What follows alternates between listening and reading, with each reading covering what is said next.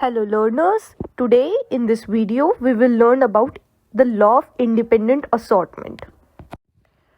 So dihybrid cross को समझते हैं. मेंडल ने दो पेरेंट लिए which differ from each other with respect to two character और इनका आपस में क्रॉस करवाया और इसी को हम क्या कह देते हैं dihybrid cross. And based on the study of such crosses he proposed law of independent assortment. तो आइए अब डाइहाइब्रिड क्रॉस को इस फिगर के थ्रू समझते हैं. मेंडल ने दो ट्रेट लिए, seed shape and cotyledon colour.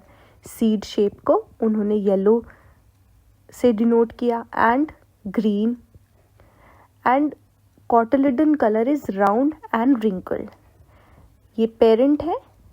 One parent is yellow round and the second parent is the green wrinkled. Okay, जब इन दोनों का आपस में क्रॉस करवाया तो हमें F1 जनरेशन में येलो राउंड प्रोजेनी मिली. सभी इंडिविजुअल येलो राउंड मिले. तो इससे हमें क्या पता चला कि yellow is dominant over green and round is dominant over wrinkle. तो देखते हैं कि गैमीट कैसे फॉर्मेशन हुए. तो गैमीट फॉर्मेशन का एक बहुत ही सिंपल मेथड है जिसे हम ब्रांचिंग मेथड कहते हैं. तो देखिए इस फिगर में जैसे दिख रहा है कि ये O is denoting the origin. यहाँ से दो ब्रांच हमें डिवाइड होती दिख रही हैं. ये ब्रांच डिनोट कर रही हैं कि एक जो कैरेक्टर है, एक जो ट्रेट है, उसकी तो डिफरेंट अलील है, capital R and small r. Capital R is denoting to the round seed shape and small r is denoting to the wrinkled seed shape. and ये capital R further दो branch में divide है and small r भी further दो branch में divide है. capital Y and small y, capital Y and small y. अब इसको गैमीट बनाने का जो तरीका है वो होता है कि अब हम इसे टर्मिनल से पढ़ेंगे, यानी कि Y से स्टार्ट करेंगे एंड ओरिजिन तक जाएंगे. तो Y, capital Y and capital R is the one gamete, small y and capital R is the second gamete, capital Y, small r is the next gamete, and small y and small r is the fourth gamete. तो यहाँ पर हमने gamete formation देख लिया. ठीक है, अब इनका हमने क्या किया, आपस में सेल्फ पॉलिनेशन किया.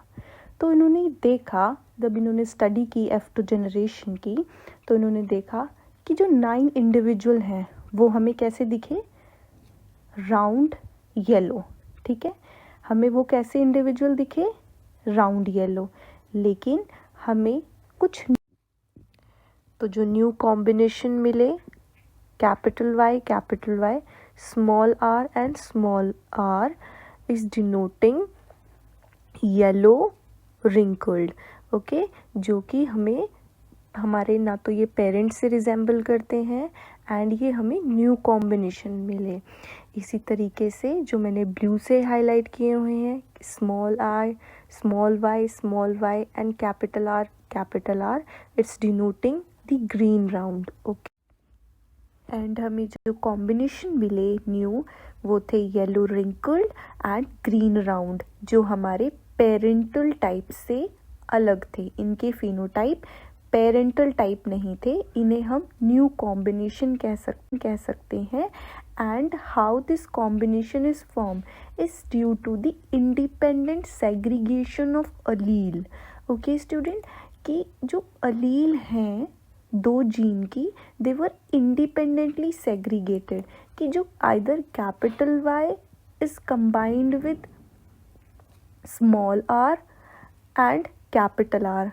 इसी तरीके से जो स्मॉल y है वो स्मॉल r के साथ भी कंबाइन हो सकता है एंड कैपिटल R के साथ भी कंबाइन हो सकता है. इसी तरीके से हमें 4 गैमीट मिलते हैं जिनकी फ्रीक्वेंसी इक्वल होती है. एंड तो देखिए कि इट इज़ क्लियर कि जब गैमीट फॉर्मेशन होता है तो जो अलील है जीन के वो आपस में इंडिपेंडेंटली कंबाइन हो सकते हैं. जैसे capital R is combine either with capital Y और स्मॉल y, तो कैपिटल R दो तरीके के गैमीट बनाएगा. कैपिटल आर वाई के साथ एक गैमीट बनाएगा and capital R small Y के साथ दूसरा गैमीट बनाएगा। ओके, इसी तरीके से small R and capital Y is forming one gamete and small R and capital small Y is forming another gamete. इसी तरीके से हमें 4 गैमेटिक कॉम्बिनेशन मिलते हैं एंड इसी को कहते हैं law of independent assortment. I hope आपको ये सभी कॉन्सेप्ट समझ में आए होंगे।